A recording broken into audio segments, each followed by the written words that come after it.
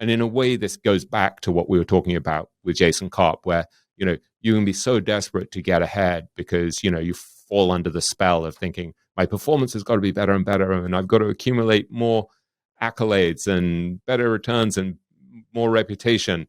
And again, when you read these great thinkers, you come back to the realization that I've got to be present now.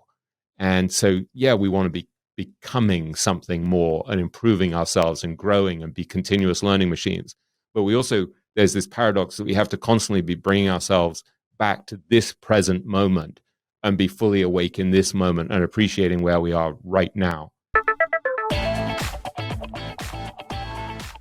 Welcome to the Investors Podcast. I'm your host, Stig Brodersen, and today I'm here with my co-host, William Green, and we got to talk, as you guys know, once a quarter about what has made us richer, wiser, and happier, and you're listening to the Q2 2023 episode. William, how are you today? Hi, Stig. It's lovely to be here. I was saying to my wife this morning, I have the best job. I get to come and chat with Stig about books and what we've learned over the last quarter, and I was just thinking, we in some ways hit the jackpot that this actually is what we get to discuss. So I feel very fortunate and happy to be here with you. Thank you. Thank you, William. It was nicely put, and you are right. We should be grateful. What a world we live in, huh? It's amazing. We can talk about books. William, and for the listeners out there, I should premise this as saying that we decided that the discussion here today should have three parts. And so part one would be how we find books to read. Part two, books that may have made us richer, wiser, and happier. It would be up for the for the listeners to decide. And then part three, how we encourage reading, and perhaps if we should be encouraged reading in the first place. So let me start by throwing it over to you, William, to the first part here. How do you find which books to read? Yeah, it'll shock you to know that I'm not very systematic in my approach to this, Stig. But I am relentless and voracious. I mean, I'm almost embarrassed by how much I read and by how much I buy books. It's really kind of the books are sort of the lifeblood of my life, right? And I just don't stop.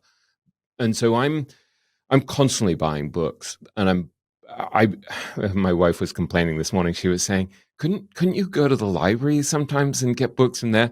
But I can't really, because I mark books up very heavily. I write in them. And so I'm working with books. I mean, they're like partners in life. And so I'm finding them from everywhere. And there's a very low barrier for me to buy a book. I mean, to give you an example, like this morning, I had emailed Nick Sleep, who I write about at some length in my book. I'd emailed him maybe a week or so ago, or a few days ago, and I sent him a copy of the podcast that I'd done with Chris Begg, because we talked a bit about Nick. And I also mentioned in that email, there's this book, The Snow Leopard, by this guy, Peter Matheson, which we can talk about later, which I said is one of the best books I've read in recent years. And I think you'll like it because it's sort of Nick Sleep's alley. And so he wrote back to me this morning, and he said, yeah, thanks for the podcast. I really enjoyed it. That's a bit strange hearing about myself in it. But he said, The Snow Leopard is ordered, but I've got to get through this Robert Caro book first, The Power Broker, which is a 1,300-page book by Robert Caro. Who's one of the great biographers. And that reminds me, I forgot to read Robert Caro's book, Working, which is about his writing career. And Caro is a hero of mine, wrote this extraordinary biography of Lyndon Johnson. So then I go on Amazon and I order, Caro's book on Working, just because I remembered it because of Nick mentioning that. And then I'm like, I gave away my copy of John McPhee's book on writing before I even read it. I gave it to my son's ex-girlfriend. I better get that as well. So I'm realizing suddenly that it's like 7 a.m. and I've already ordered 2 books just today. So that happens a lot, where just something triggers me to remember that there's a particular book that might have something in it that's special, and I just don't even hesitate to order it. And so I have several books a week arriving from Amazon. I mean, often there'll be several a day because there's such a low hurdle. Because I just have this attitude that there could be something in each of these books that could potentially change or enrich my life or help other people, because I'm going to think about it or talk about it in some way that could be helpful. And so for me, it's just this sort of endless kind of scavenger hunt. And then I'm constantly getting recommendations from people. So say, I interviewed Bill Miller a couple of months ago at a private event. And at the end, we're sort of walking out and he says, oh, there's this book I've been reading, this novel that I've read twice, that's all about mathematicians and scientists. And he's like, it's just great. And it's called, what is it? I may have it on my desk. Yeah. It's called When We Cease to Understand the World by someone called Benjamin Labatut. And I also look at that and I'm like, what a beautiful title, When We Cease to Understand the World. And so I get that. And so I'm reading that. And then this week, I think I've been sent 2 books in the last few days by Guy Spear, one of which is that book on how we can learn to invest better by studying what I learned from Darwin about how to invest, or something like that, which Monish Pabrai had recommended as well. So there are books coming into me that people are giving me. Then there are these random things that people are recommending. Then I'm stumbling upon things. And then I have a book group as well. It's made up basically of writers. And so we just read classic fiction. We only read great novels. And so that forces me to read things like Dostoevsky and Proust and Flaubert and Nabokov and Jane Austen. And so that's an amazing thing as well. And so there's another sort of thread of books. And then the other thing, I guess, is I'm constantly preparing for podcast episodes. So say I have an episode with Pico Iyer coming up, who's a great writer, who's extraordinary in multiple ways. And so on my side table in my study, I have 8 books of his, and I think I've probably read about 4 of them so far. And so say, I don't know, before I interviewed someone like Dan Goleman, I probably ordered 5 of his books. And I grazed through about 3 of them, and I probably finished a couple of them. Likewise, when Jim Grant came on the podcast, I probably got about 8 of his books, and I read a bunch of those, some of them from cover to cover, like his one on Bernard Baruch, which is fascinating because Bernard Baruch was a great financier and investor who made a fortune after the Great Depression. So I'm just getting books sort of left, right, and center, but then I'm not reading them in a super linear way where I'm like, I have to finish every book from start to finish. That book that I mentioned, the one that Bill Miller suggested, I found it on a pile by my desk this morning and realized, I forgot to finish the last 50 pages. And that happens to me constantly because I'm just juggling so many books at any one time. So I'm not reading in the way that maybe some of our listeners are reading, where it's much more systematic and they're reading one book at a time, or and they're taking really neat notes. For me, it's like this sort of like the vampire squid, kind of attacking the world of words and books from every direction simultaneously. That is so wonderful, William. And I would wish I could read like you, because I am one of those people who read cover to cover. I have a really hard time not doing it, and I think that's just the way that I'm wired. So if I were doing something today that wasn't on my list, I would put it into my list and then cross it off as, done with that. So it's absolutely painful. And I practice not finishing books, and I practice not reading from the first page, but I have a really hard time doing it. So it's so wonderful hearing how you do it. It's inspiring to do it like that. That's funny that you say you practice, not finishing.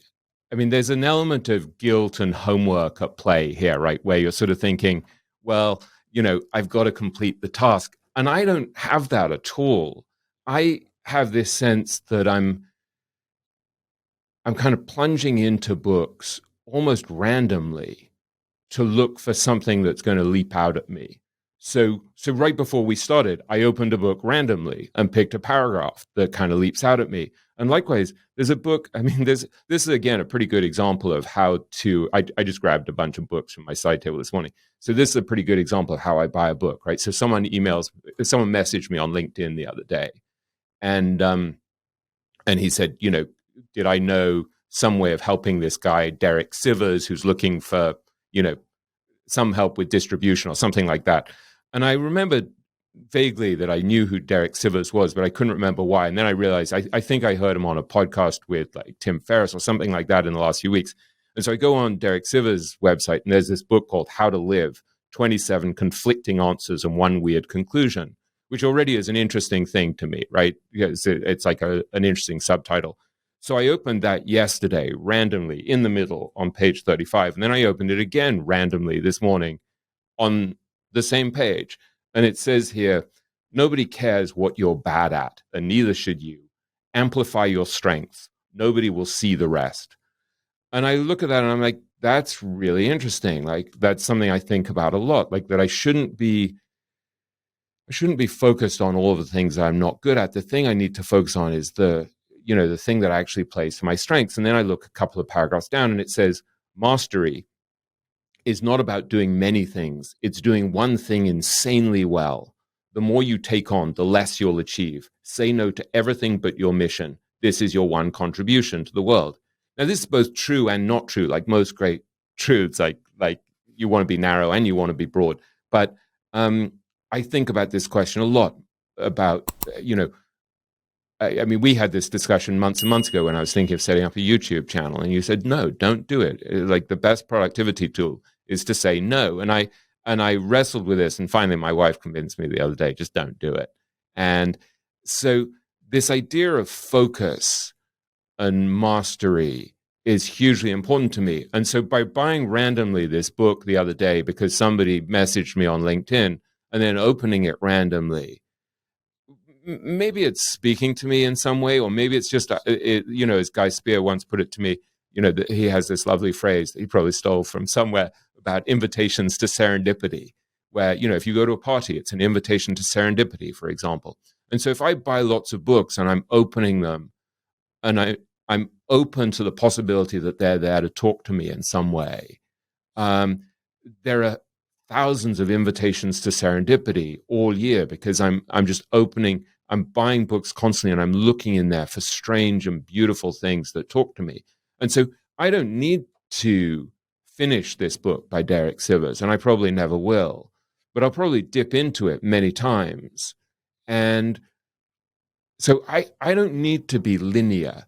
Now, I wish I were. I mean, I think you have great strengths in the fact that you're more systematic and you're more linear, but that's just not the way I'm built. I mean, I can be reading a book that I really love, and then I literally lose the book. I don't know. I forget that I was reading it. That's a real flaw in my wiring. But on the other hand, the strength in my wiring is because I'm that vampire squid coming at things from so many different directions. I'm able to make these weird connections between this book by Derek Sivers and another book by Peter Matheson and another book by Robert Pirsig.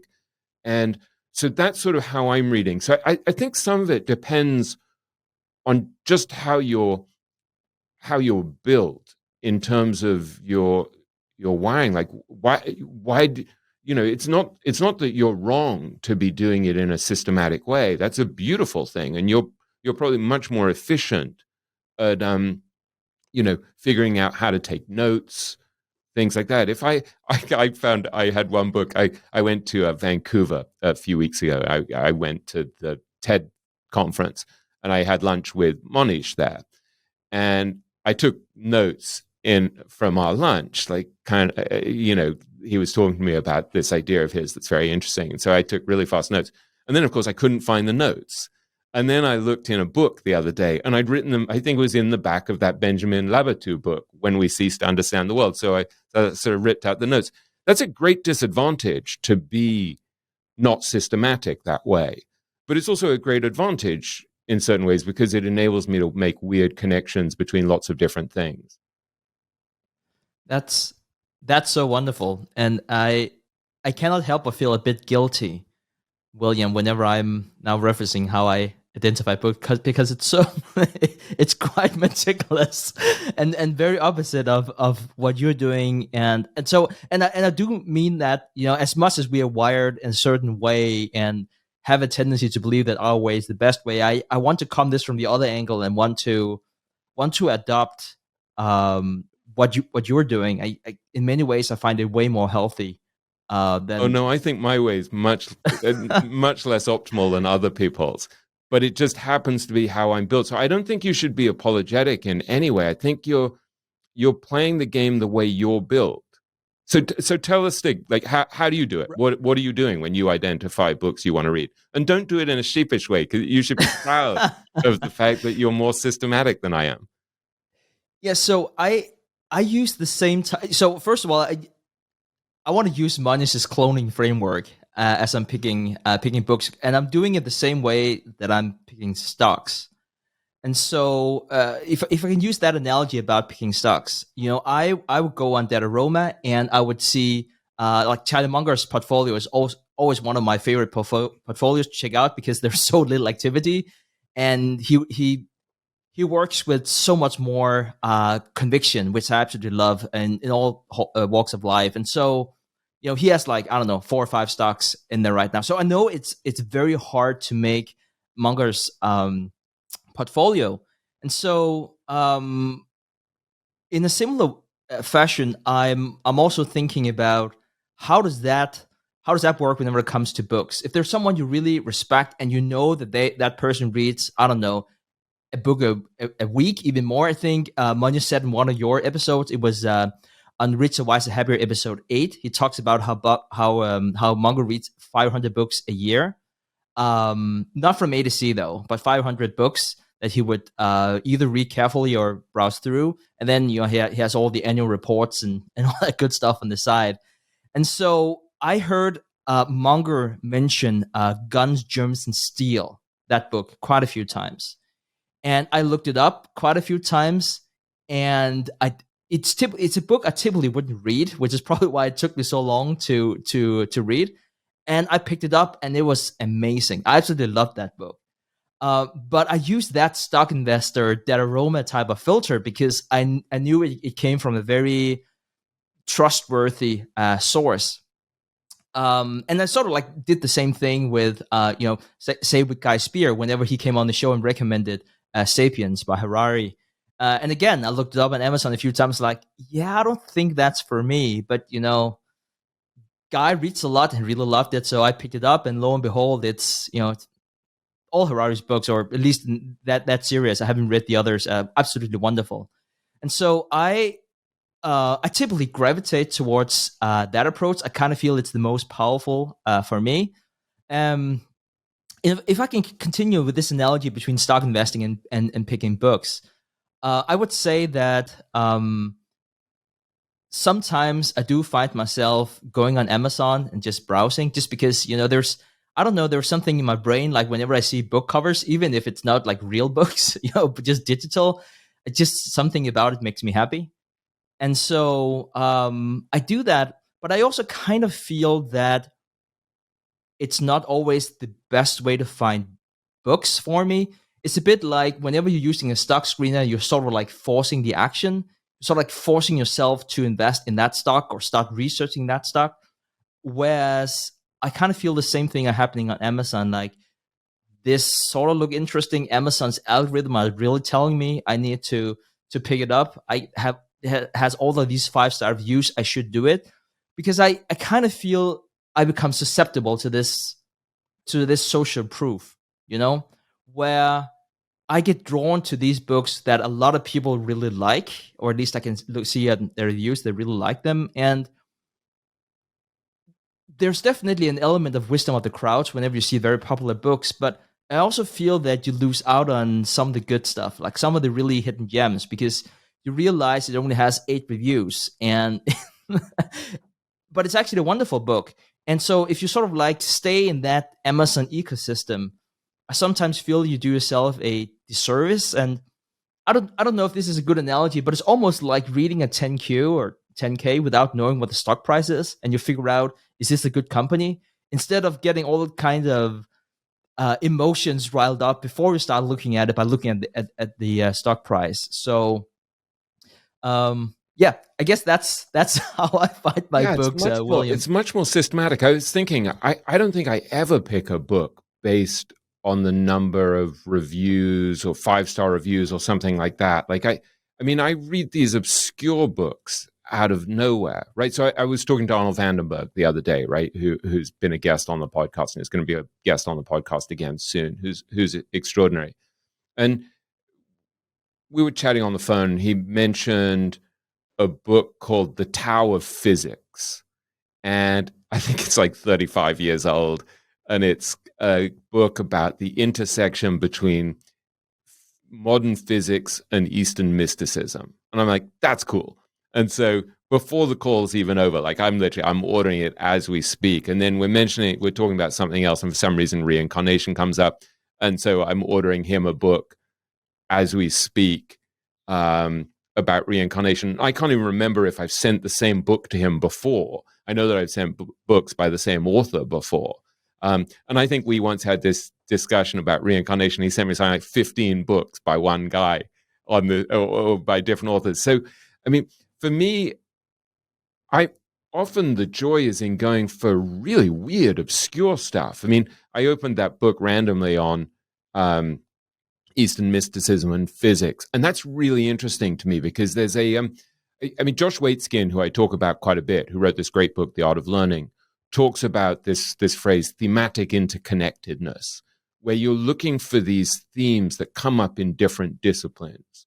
And so one of the things that's really interesting about his book, The Art of Learning, is that he finds parallels between chess, where he was a master, I guess grandmaster.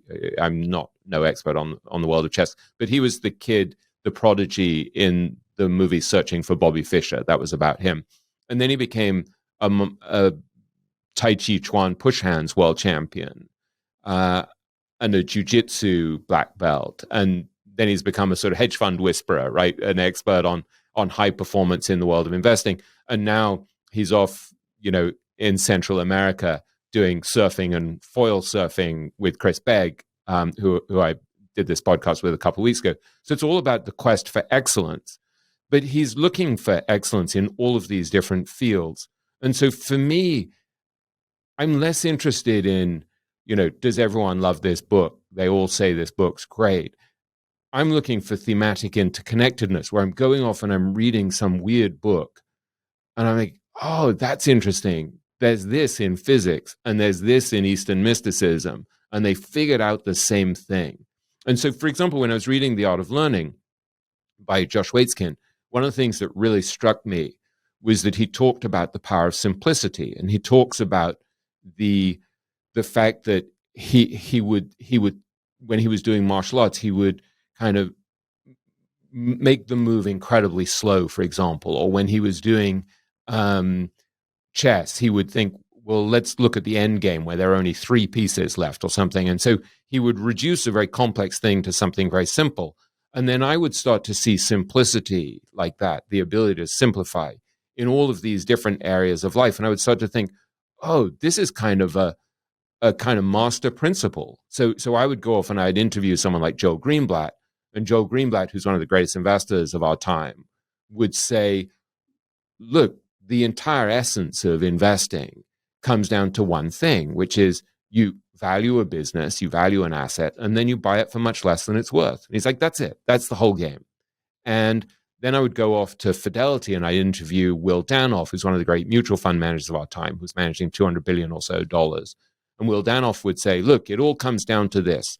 Stocks follow earnings. And so if I buy a company that is going to double its earnings per share over the next 5 years, then all things being equal, it's pretty much likely that its stock price will double too. And so he would keep buying best of breed businesses like Microsoft, Google, Amazon, Tesla, often very early in their trajectory. I mean, he's an amazing fund manager. But so that, to me, that in a way is how I'm reading, where I'm looking for themes that run through all sorts of different areas. So it's not necessarily that I'm like, I've got to figure out everything that Daniel Kahneman said, or I've got to figure out everything in Guns, Germs, and Steel. It's like I'm going in and I'm looking for something where I'm like, there's some sort of pattern recognition. So to give you an example, there was some book I was reading recently. I can't remember. I think it was by a guy, an English writer, who I think is dead now, who had written a book about poker that I read many, many years ago. And he's just a really good writer. I'm forgetting his name, sorry, but he'd written a book about mountain climbing. And I start reading this short book about mountain climbing. It's called something like Feeding the Rat or something like that. And which is a great title. It has rat in the title anyway. And there's a lot of stuff in there about avoiding disaster. And so it's really connected to the idea of the margin of safety in investing. And so I'm reading a book about mountaineering. Yeah, I think it's called Feeding the Rat. Reading a book about mountaineering because it gives me some insight into how to survive as an investor. And then I'm watching that Alex Honnold documentary that we've talked about in the past, Free Solo, about climbing a mountain, El Capitan, with no equipment on his own, and how he's mitigating risk. And so, in a way, it's just a different kind of reading where it's much less linear, and it's much more looking for ideas that enrich our understanding of certain principles for how to operate in the world. Does any of that make any sense at all, Stig? Yeah, I think it makes a lot of sense, and it probably also partly probably stems from the way you're wired, but I think it also comes from which journey are you on? Mm. Like, what do you want to achieve? You know, one quick example. So I get all these books sent to me, and my wife has said to me more than once, because there's only so much space we have in our condo. Couldn't you just read them on Audible? But it's there's an emotional thing about books. There's an emotional thing about being surrounded by wisdom. That's just, it's not the same as having 2,000 titles on your Audible. I love Audible, don't get me Yeah, it's wrong, great. and I also Yeah. read audiobooks Yeah. whenever I can't get the real thing. But it's in that order, and it's wonderful that you don't feel that sense of guilt, for the latter better words, whenever you only read like 3 chapters in the book. And I can constantly find myself, whenever I'm reading a book, saying, I'm here at chapter 3 and I really look forward to chapter 6, whereas I feel you'll probably just go to chapter 6. And I don't know if the audience can resonate with that, but I've already done I'm 14.28% into the book, Ha.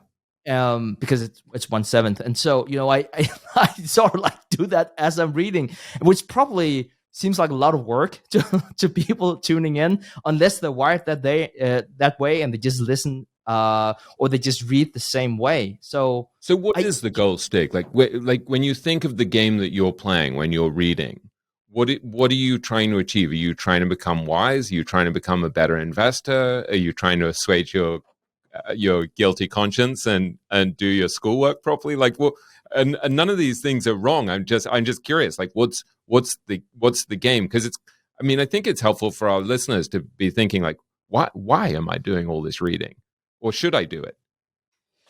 Yeah, I absolutely love that you asked that question, because it is a good segue into talking about books that have made us richer, wiser, and happier. But I'd say that's my goal, and perhaps today less richer and more wiser and happier. Whereas if you ask me, perhaps 10 years ago, I would never pick up something that wasn't about investing and being a smarter business person. I was very single-minded, and I guess to a lot of people, I probably still would be. But I am practicing the art of indulging in a book that is not supposed to make me smarter, but just make me happy. I think I'm actually reading for the most part to learn how to live. Like, part of that is to become financially secure enough that I can live in a way that's totally true to who I am, or as true as it can be, and not to be subservient to somebody who I don't like, and like so making money is important, and I love the game of investing. So there's something intellectually fascinating about it to me, but I'm not really trying to build a business. Like I can't be bothered to read books on like how to market myself or how to build a brand. Like I'm just not interested. I know that I should be, but I'm just not interested. Whereas, even that phrase, like I said to you, like that I'm interested in figuring out how to live. Like there's a beautiful book about it's by an author called Sarah Bakewell, who writes really beautifully, called Montaigne, the French philosopher from the 16th century, I think, and it's how to live a life in one question and 20 attempts at an answer.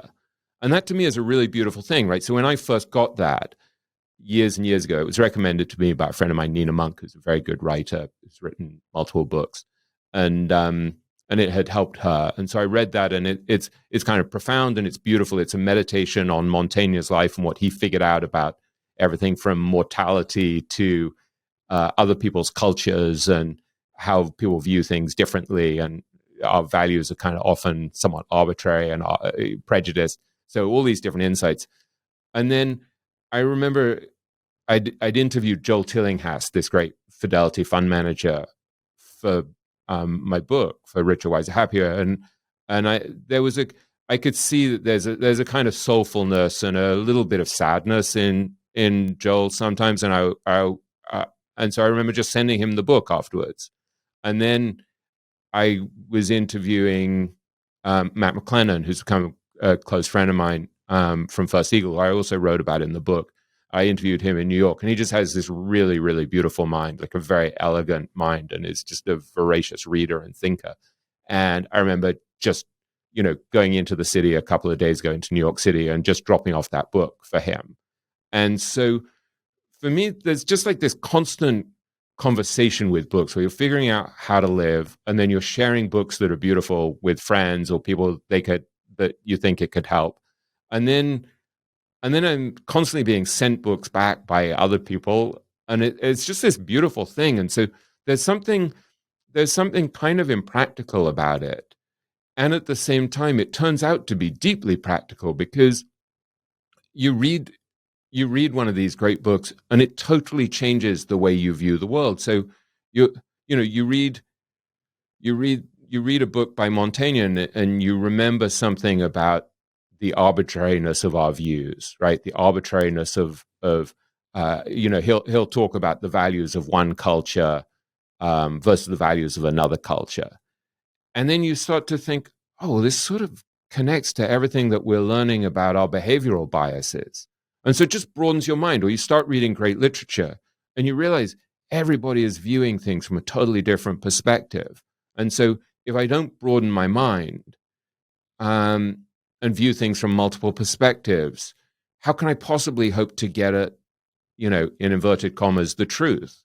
And so this stuff that in some ways it's madly impractical, reading so many books from so many different areas and trying to figure out how to live, but in some ways it's deeply practical. And it gets back to something that Bill Miller had said to me once, where I think he may have said this on one of the 2 podcast episodes that I've done with him, where he talked about how when he was a young investor, this guy from Merrill Lynch, I think it was Bob Farrell, who's a strategist at Merrill Lynch, talked to all of these young money managers and analysts and said, you're all reading exactly the same thing. You're all reading the Wall Street Journal and the New York Times and the Financial Times. And how can you possibly think differently from each other when you're all just getting the same inputs? And so I think it's really interesting when you look at the really smart, really gifted, really interesting, idiosyncratic money managers at the absolute top of their game. They're all kind of polymathic readers, pretty much, with a few exceptions. I mean, I think that's interesting that Nick Sleep is reading this enormous book, The Power Broker, by Caro. I think it's interesting that Bill Miller is recommending, when we cease to understand the world, and is studying chaos theory and complex systems and stuff at the Santa Fe Institute. That one of the few really renowned investors that I've met and interviewed who wasn't like that was probably Mario Gabelli, who I remember saying to me very proudly that he never read novels. And I remember Peter Lynch once telling me many years ago, it was much more helpful to play games like bridge and poker, which taught you about probabilities, than it was to read all of the books on investing. But in some weird way, I mean, it's not a coincidence that I never got really that interested in either Peter Lynch or Mario Gabelli, because they were really great moneymakers. But it was like, I don't know, I'm much more interested in the people who are polymathic readers, who are figuring out these connections between investing, business, and life. Because as Munger says, Munger often quotes this line, it's all one damn relatedness after another. And so that's the beauty of it, is that you find these damn relatednesses between the novel that you read, the nonfiction book that you read, and then the annual report that you read. And then you're like, oh, that's what quality is, or oh, that's what compounding is, or that's how to reduce risk.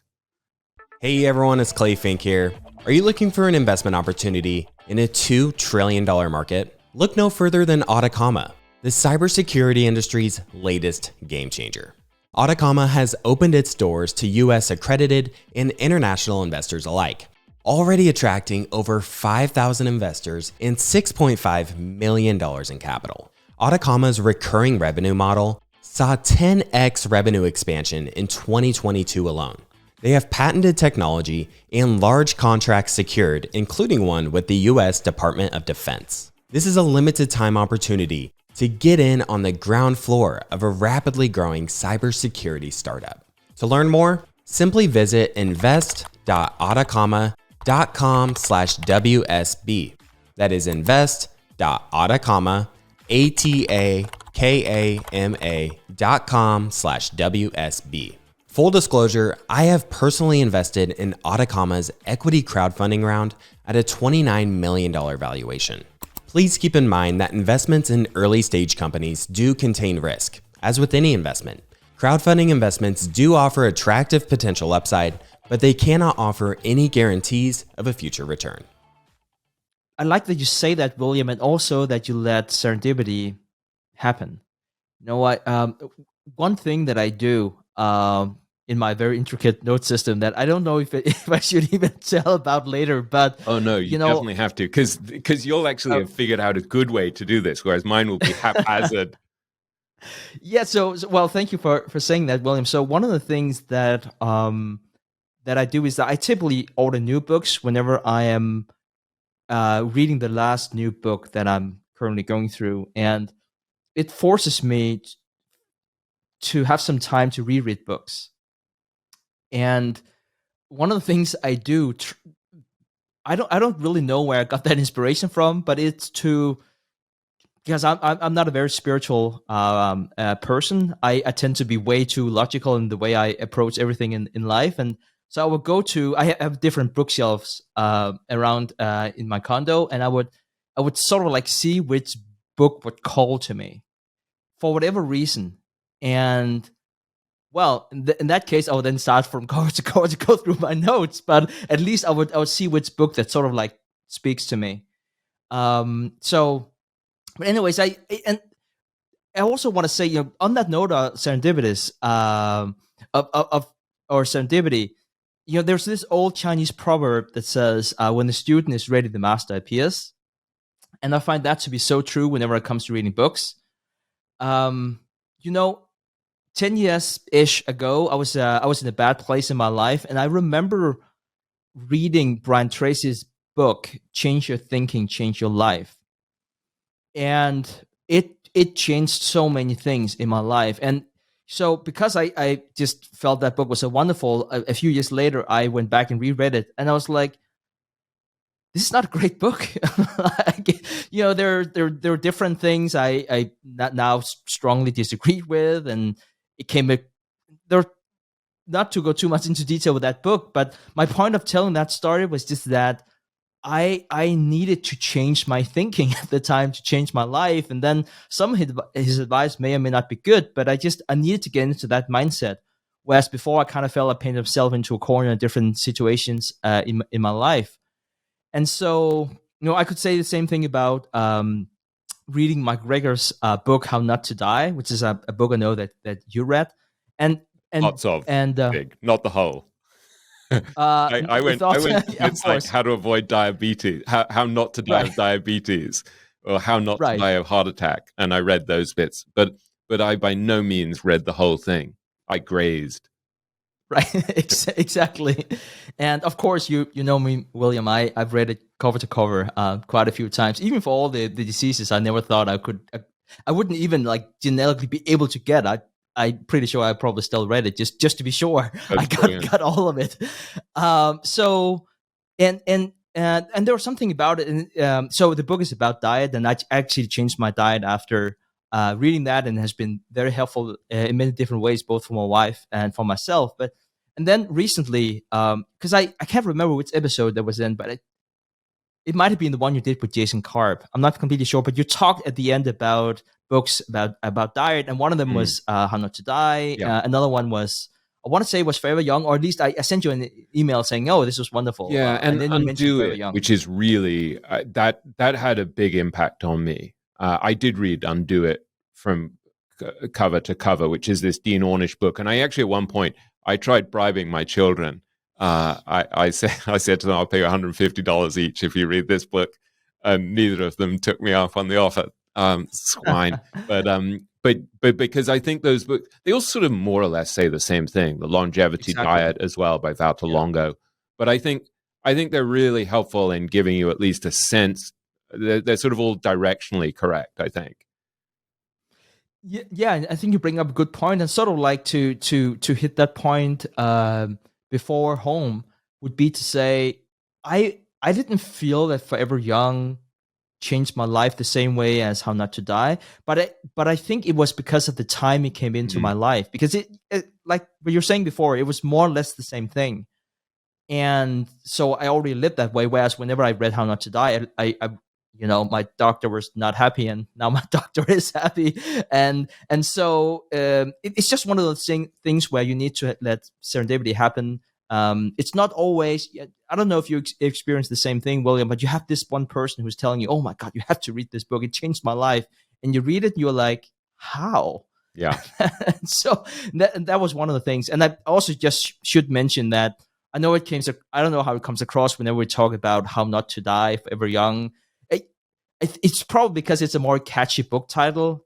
The proper book title should probably be How to Live a Longer Life with a Good Health Span and Not Get Sick as Much. It just doesn't sell as well. So the other titles just sounds a lot better. It's not because William and I into any kind of futuristic we never die kind of thing, or I don't know. I won't speak for you here, William, but that was not the intention of what I was just saying. Yeah, but I do think it's a great title, How Not to Die.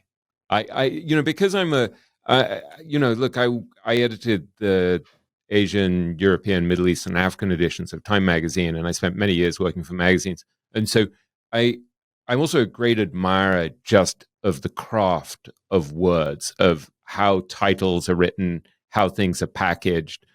When I see something like that, I'm like, oh, that's good. They figured something out.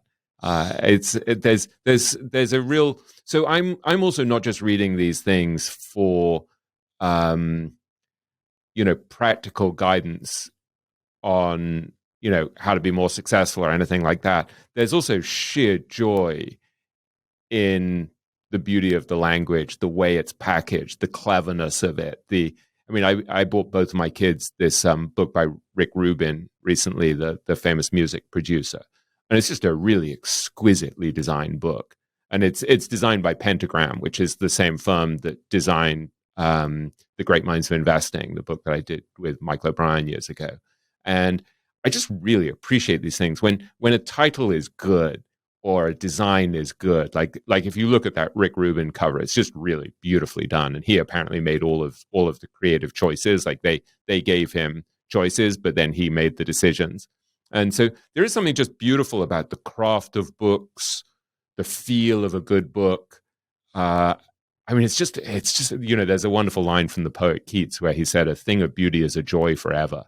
And so when things are beautifully written or beautifully packaged, or the cover is beautiful, it's just a delight. So I mean, there is a tendency for a lot of people in our audience, they're going to be so practical that they're just like, yeah, how do I get better? How do I get smarter? How do I, and I totally appreciate that. But there is also just this sheer joy of these beautiful, beautiful writers, beautiful books, beautiful stories. And I don't know. I hope people don't forget that part of it, that there's got to be joy in this journey of learning as well. It's not all practical. And so even though there is a sort of practical benefit to reading a lot of these things, there's also just, it's a delight. I mean, this book group that I have, we met last night and we only read great fiction. And last night, for once, we went to a restaurant. Usually it's in someone's house. And so you're eating great Thai food with a bunch of really smart people who are good friends talking about great literature. That is an incredible joy. I mean, that is just, that's a really central aspect of a life well lived for me. And part of what you're doing is you're forcing yourself to focus on some of the greatest things that have been created by mankind. That's an inherently beautiful thing. And so as we're kind of trying to construct a richer, wiser, happier life, we shouldn't forget the actual joy of the journey. And I think people like you and me, Stig, we've been so hell-bent on trying to become, more successful, better, that there's sometimes too much guilt and we forget the actual joy of the journey. Yeah, the best part is the journey. That is so true. And the best books are those who put you in a state of flow. And I would like to talk a bit about flow, because it's something that I experience whenever I read books. And I don't think necessarily everyone, even though there is a selection probably in our audience who also feel a state of flow whenever they read books. It could be whenever they're exercising or whatever they fancy. And so the state of flow, and I'm just going to quote this because it was way better written than I ever could. Experience of being so absorbed by an engaging, enjoyable task that your attention is completely held by it, end quote. And I hope you'll forgive me, William, whenever I'm giving a plug for your book, Richer, Wiser, Happier, which I'm sure a lot of people in the audience, if not all of them, are familiar with, because that book put me in a state of flow. I would even say from time to time, I wasn't only with one decimal point knew how far I was into the book, because I sort of like, whenever they talk about page turners, it was one of those books, because you don't think too much about where you are and just really get absorbed. And it like, and if you don't know the book without going too much into detail, it's about richer, wiser, and happier, which is just the intersection of what really fascinates me. And, for you, it might be football or, any kind of other activity, but that's sort of like, regardless of your walk of life, if going into that state of flow and searching for that state of flow is a part of my quest now. And I do a lot of that through reading. I should also say that if you're interested in learning more about the state of flow, Steve Kotler has this book, The Art of the Impossible, which ironically did not put me in the state of flow, but I had to finish it because I started on the book. But he talks a lot about how to get into that state of flow, and it's and once you try it, and I would imagine close to everyone have tried it at least once, if not multiple times in their life. You want to go there again. So if you want to have a more intellectual approach to how to find that state of flow, if you don't know it already, I would recommend The Art of the Impossible. Yeah, he's a very smart guy. I've spoken to him a couple of times. He's a really smart guy, and he's done some books with Peter Diamandis as well, who I'm friendly with. And he's a very good writer and very good thinker. Yeah. What's the one he did with was it Bold? He did with I think Diamandis? he did Bold. I think he may have done Abundance as well. He's done a bunch great books. Yeah, or over the years I've done quite a lot of ghostwriting with famous people, and sometimes it's kind of concealed, and sometimes it's evident what you've done because they're open about it. And there was one project where I was trying to get Stephen to work on the project with me, and he was, and I think he was interesting. He was like he'll only do it if his name is on the cover, and so Peter Diamandis is a very smart guy and is happy to share billing with Stephen Kotler, who's also a very smart guy. Whereas I was willing to sort of conceal my role in various books that I did with other people. Wonderful. Thank you for sharing, William. Yeah, he's a great writer, and I think that is. I might be mixing those three books, but I want to say that The Art of the Possible is where he talks about he wants to be the best writer in the world, and I might be misquoting this, but and then he also talks about AI. And so I'm curious. I know I'm going completely off tangent, but that's why we have these conversations, William. Yeah, he's a good writer. He's a very good writer. He's a wonderful writer. Yeah. And you have all of these. I don't know how much you've been plugged into that, but you have all these publishing houses that say they don't accept any new scripts because everything is written by AI, and of course all of that is in the early stages. And I read your book, say Richer, Wiser, Happier, and I think, how can AI write something like that? And then I think about, what if AI wrote, what if they was trained on all the best books in the world? Probably cross-references with different type of reviews and whatever kind of thing people really liked, or it could probably track how people got into a state of flow, whatever. I don't really understand everything with AI.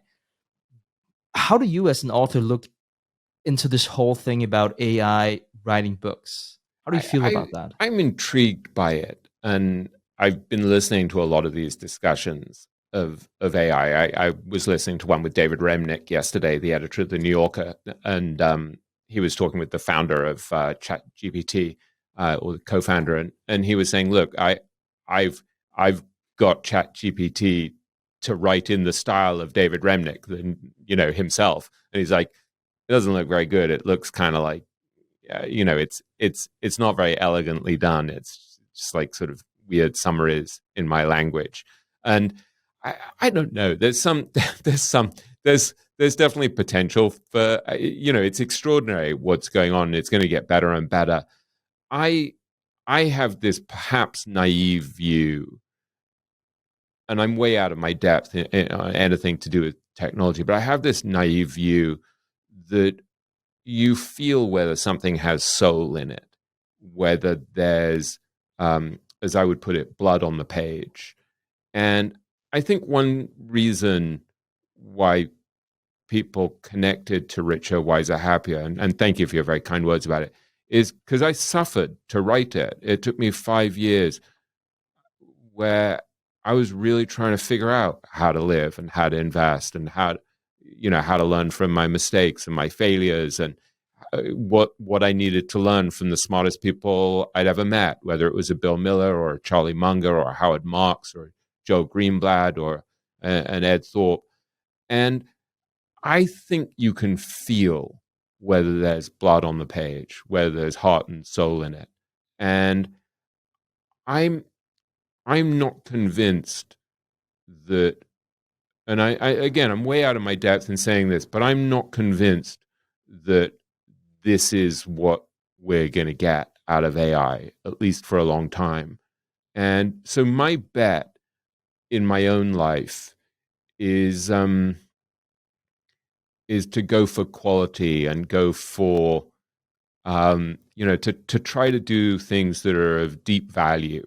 And that I think in a world where more and more is just pumped out, where there's a lot of content, a lot of things where people are just producing content and filling time slots and space and pages that are allotted, I think that stuff is very, very vulnerable, because it's like factory output. But the stuff that really has soul, how do you replace that? I mean, I read this novel over the weekend, this Japanese novel called Bochan, which was published in like 1906. And I think the guy wrote it in about 12 days, apparently. I mean, it's crazy. It's 140 pages. And it's kind of a beautiful novel, and it's strange, and it's funny, and it's brilliant, and it doesn't entirely cohere. It's a little bit all over the place, but it's just like this tour de force, just a brilliant piece of writing. And it's got a great voice, at least in the translation that I read. And that's inimitable. And part of why it's inimitable is that he's from this samurai family that's kind of fallen on hard times, and his parents had him by accident, and he was the sixth child when his mom was 40 and his dad was like 53. This back in 1906, and they gave him away. And so he was sort of raised by this childless couple because his parents didn't want him. And the book is infused with that sense of melancholy and longing, because it's written by a guy who was given away. And then he was handed back to his parents because I guess that couple didn't want him anymore. And then a couple of his siblings died of tuberculosis. And there's this there's this human tragedy there that shaped the way he's writing about relationships. And I don't see that a machine can get the beauty and the melancholy. And do you see what I mean? Like there's soul in that. Yeah, I see exactly what you mean, and I hope you're right. And I think about this, and I can't help but be a bit of practical, which is probably just how Thank God I'm wired. one of us is, Stig. And thinking, what would that mean for the landscape of business? And it's interesting. I remember having a discussion with Preston a long time ago about social media, and like Preston is like a wizard on social media, and I'm not even there, or at least I don't really post a bunch of stuff. I kind of feel a bit toxic from time to time, but anyways, I remember speaking with Preston and going into this discussion of the whole thing about being sustainable, and we need to like build the brand of TIP, and we need to call the account something with a company name. And Preston was just saying, people do not connect with brands. People connect with other people. Mm. And I think that there's something to that. And so, and that I'm sure like a great publisher probably also know that and would know if they publish something, they probably spin a story around it and not say it's produced by AI. But there's something about reading your book, William, and say, now I'm going to watch a video or listen to a podcast by William. He's going to talk about how much he bled. And I also think that there will be, from a demand side, there'll probably be aside from a few who would be curious and say, "Oh, it's amazing, it's written by AI." Quite a few would probably feel this fear of being replaced one way or the other, and feel I can resonate with the idea of reading Richer, Wiser, Happier, connecting with William, whether it's on social media on a deeper level or whatever it is, and that's I don't know how you can replace that. And then at the same time, I'm looking at something like Meta, and I know how that company has been manipulating people's emotions because they can track people's emotions. And I read this article about how whenever you scroll down in your feed, it's the same thing as slots machines would do in the casino, because it gives you another kind of dopamine release. And so it's not exactly what we're talking about, but it's not the opposite either, because they can track your emotions, figure out how you react to it. And so perhaps right now AI cannot give you the same sense of grief, sorrow that this Japanese author you're referring to can do, but perhaps it can tell you what makes you turn the next page, especially if it's not a physical book. If it's something you're reading on your Kindle, and it can track what is it that gets you going, and it can pump out these emotions. And it can stoke your desire for stuff. Like it can. I think one thing that social media has been brilliant at is getting you to say, "Wouldn't you like this pair of trousers too?" And so, I mean, I think technology is brilliant at manipulating us. And look, there was a great panel at the TED conference in Vancouver. This is where I went, where I was sitting next to Monish for part of the conference, and one of the opening panels was with all of these people, like the co-founder of ChatGPT, and they're all talking about how AI is going to change the world. And there's just a part of me that thinks when we look at what the tech companies, these tech giants have done to manipulate us, whether it's Meta or Twitter or whatever it might be, I just think you have to know that the profit incentive is so powerful that they're not going to look out for our best interests. Like there's no way that companies I don't feel like capitalism is inherently evil or bad or inherently good. I mean, I think it's an amazing thing, but I think it has both polarities, right? And Munger always says, really focus attention on the incentives, and all things being equal, always focus on the incentives. That will tell you how people behave. And so my fear with the AI stuff is like, well, we've seen that the companies that dominate social media are not looking out for our best interests. Why would we assume that they'll look out for our best interests with AI? And so I'm not trusting of where this is going to go. But at the same time, there's this personal bet that I'm making, which may be just born out of denial, which is that I think people are yearning for human connection. They're yearning for honesty. They're yearning for integrity. They're yearning for quality in general. And I think you hear it when you listen to a podcast, right? You can hear whether the person bothered to prepare and is truly interested and is truly curious in the person they're interviewing, or if they're just mailing it in because they're trying to build their brand. And there are. I think it's the same when you read magazine articles. You can tell when there's deep work being done. When books are written, I mean, you can see there are extraordinary people who can just pump out a book a year or every 2 years or whatever, and good luck to them. I wish I were one of them. But look, I mean, one of the people in my book group is John Gertner, who's one of the best writers I've ever met, who wrote books like The Idea Factory about creativity at Bell Labs, and The End of the World about exploration. And he's working on a book, and he's like, yeah, it'll probably take me 5 years, 7 years.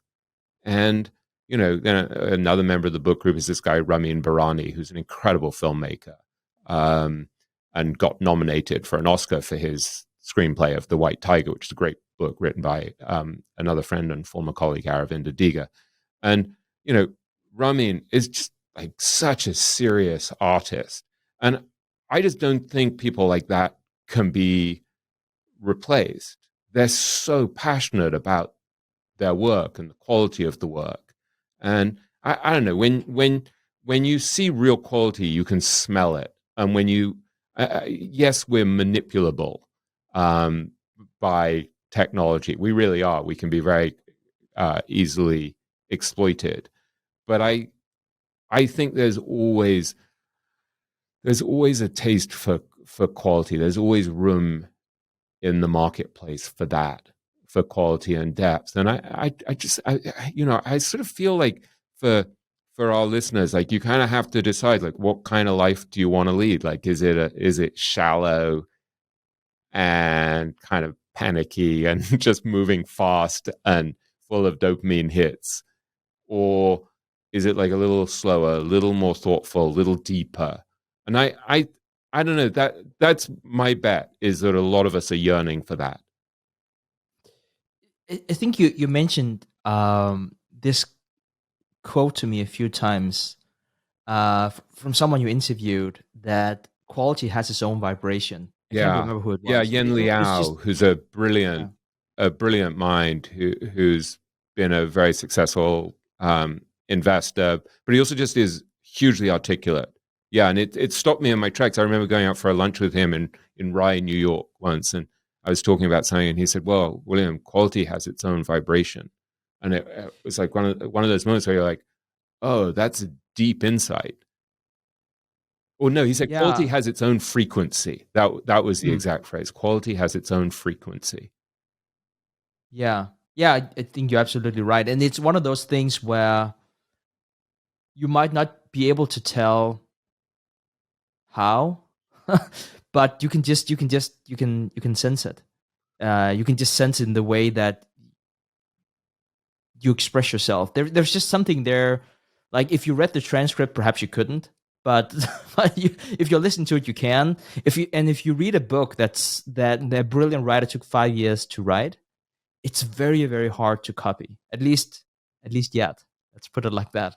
Well, I talked about this whole issue of quality in Omaha when I went to Guy Spears' ValueX meeting, which was, I guess it was probably the day before the Berkshire Hathaway annual general meeting. And there were, 250, 300 people went to this conference that Guy was hosting.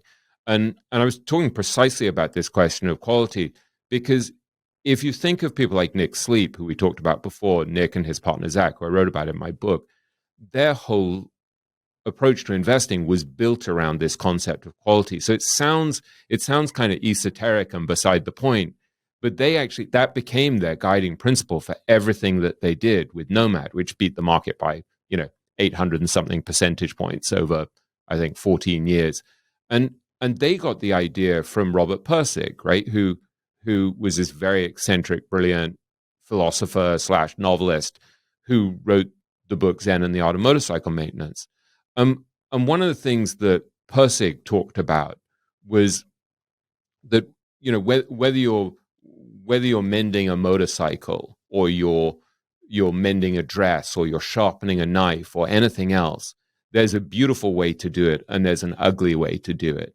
And as I was saying at that conference, at Guy's conference, one of the quotes that I love from Pirsig is where he says, "Look, the question to ask yourself is whether you're growing towards quality or falling away from quality." And that became a defining question for people like Nick Sleep and Case Zakaria when they were running Nomad, because it simplifies these questions of, how am I going to deal with my partners, for example? Like, am I going to try to overcharge so I can gouge them? Am I going to try to raise as many assets as possible because then I can get immensely rich? Or am I going to behave in a way where I favor my partners over myself? And once they started to apply this filter of quality, it became incredibly clarifying. And so they would do things like, they would say they got to $100 million in assets, and they said, "All right, let's close to new investors for a while, because we can't find any good opportunities." And then they got eventually to sign like $3.5 billion in assets. And then they were like, "Let's just return the money, and we'll send back all the money, and we'll focus the second half of our lives on giving back money to society in a way that creates the maximum enduring good for society."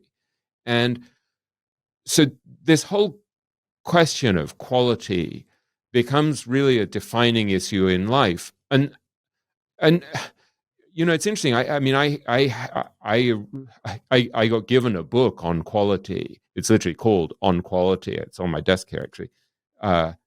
It's by Robert Pirsig, but it's after he died. His wife put it together, and it's called On Quality: An Inquiry into Excellence. And it's got excerpts from Zen and the Art of Motorcycle Maintenance, and Lila, his final novel, and also from various letters of his, all about this question of how, what he called the metaphysics of quality, how to lead a quality life, which infuses everything. And I organized a Zoom call several months ago with a bunch of really renowned investors where we just talked about that book. And so, these were people you'd have heard of. And so it's really interesting that this thing that sounds kind of esoteric actually is of real interest to people managing, tens of billions of dollars. Because so this is a beautiful example of thematic interconnectedness, right? You take an idea from this sort of weird memoir come novel come philosophy tract by Robert Pirsig about the metaphysics of quality, and it actually changes the way you manage your money. It changes the way you write books. It changes the way you deal with your partner. It changes the way you deal with your clients, because you're suddenly thinking, well, so what's the quality decision here? What's the quality move?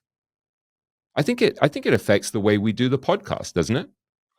It does, and in so many ways. Let me give you one example, and one of the things I'm struggling with right now. One thing that's very tempting right now is to have programmatic ads on the podcast. It's tempting, but it's also the opposite. And if you're like thinking, what's programmatic ads? It's more similar to like Google AdSense, if people are familiar with that. So if you're a certain demographic, you will get, and in a certain geographic area too, you'll be giving different ads. So William and I would be served different ads. And so that is the direction where that is the direction that the industry is going. There seems to be a secular shift away from doing conventional host rate ads about, let's say, we endorse Audible, and then they sign up for X amount of dollars, and then that's sort of like been the traditional business model. And so I've been asked, I don't know how many times, from members on the team, but also from others, like, should we do programmatic ads? And we're leaving hundreds of thousands of dollars on the table, and probably more, even more. Like, depending on how long you go out, it could be significantly more than that. And so I just really, I can't stand the thought of advertising for McDonald's on my podcast. I just can't. And I don't know if you have any kind of affinity for McDonald's. So I'm like, it could be any other brand. I'm not big on I'm not big on eating Big Macs anymore, I'm afraid. Although I know they have some ultra healthy vegetarian food as well.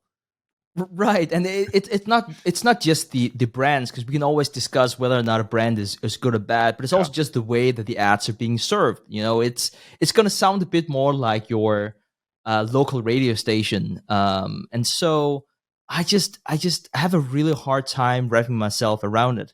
Would I eventually succumb to that? In a way, I would like to say I have quote unquote so much integrity that I don't want to have that type of ads on the feed. But what if not to fearmonger for anyone tuning into this from the team, but what if the decision is we run a huge deficit, and if we don't have terrible ads on, everyone will lose their jobs? What do we think about it then? And it's difficult. And I should also say it's not the situation right now, but I can't help but let my mind wander. So that's a beautiful application, Stig, of this whole principle of quality that seems kind of nebulous and vague. And then you think of Munger saying, take a good idea and take it seriously. So when you come across one of these ideas, a simple principle, like saying to yourself, am I growing towards quality or falling away from quality? If you apply Munger's idea of taking a good idea and taking it seriously, that infuses every area of your life. And so this is one of those things where I think this is a defense of why it's worth reading broadly, because you never know where you're going to come up with an idea like that. And so because Nick Sleep happened to be a failed landscape architect when he first left Edinburgh University and didn't really intend to be a legendary hedge fund manager, he was just reading really broadly. He was a geographer at college, and geography happens to be an incredibly broad discipline. And so he was able to read stuff like Zen and the Art of Motorcycle Maintenance. And, as I mentioned at the start of the conversation, here he is reading a 1,300-page book by Robert Caro, one of the greatest biographers of all time, about Robert Moses, who was the power broker who sort of built New York. And that's really interesting that one of the great hedge fund managers of our time is just roving through the world, reading books like this and thinking about business models, thinking about what works in business, thinking about what lasts. And I don't know. I think the fact that we're discussing seriously a practical question like what type of ads the podcast should have, or how to defend our careers against the encroachment of AI, and that we're drawing on ideas that Robert Pirsig, who's no longer even alive, was discussing. That's a very beautiful defense of why it's worth reading broadly. But then, as Munger often says, look, you don't need your proctologist to be reading Proust, and maybe it's better if he isn't reading Proust. And so I think there's a tension here, and you have to kind of decide when you're deciding on what books to read, what game am I playing here?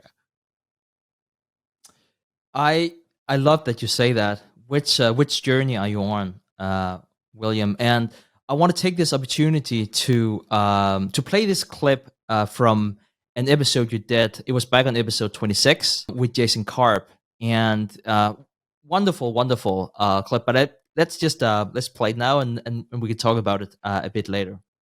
So on the surface, this is a story of enviable success, but underneath, there's a sort of more dramatic story of you kind of crashing and burning personally. And I wondered if you could take us through that story in some detail, telling us what actually happened to you and what the price, in a way, of this hyper-neurotic overachiever mindset was in terms of your body and mind. Yeah, and I didn't fully know why it was happening at the time. I think with the benefit of time and hindsight, it looks a lot clearer in terms of what happened to me and how I did to myself what I did. But I was hell bent on this continued path of overachievement. I got this very coveted job right out of college. I wanted to be great at it, and I obviously wanted to make a lot of money. But I also wanted, I wanted the accolades. I wanted to feel impressive. I wanted to quiet all those insecure imposter demons. And I was very good at my job. And